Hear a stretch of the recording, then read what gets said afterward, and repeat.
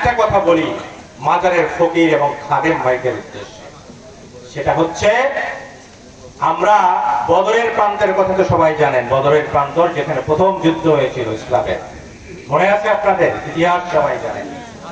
এই বদরের প্রান্তরে আল্লাহর নবী যখন সাহাবীর হুমায়ুনদের কিনে যাচ্ছিলেন, তখন প্রতিমধ্যে একটা কূপ ছিল। এই কূপের পানি কিন্তু খাবার মতো ছিল না, এই পানি ছিল লবণাক্ত। সাহাবেরা যখন বললেন, তখন আল্লাহর নবী ওই কূপের মধ্যে থুতু ফেললেন, আর ওই খাবার পানি মিষ্টি হয়ে গেল।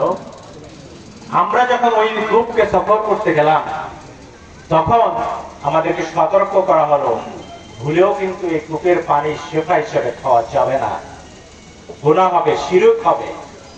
একমাত্র আল্লাহ তাআলা একটা কূপের পানির মধ্যে শেফা রেখেছেন, সেই কূপের নাম হচ্ছে জমজম কুয়া।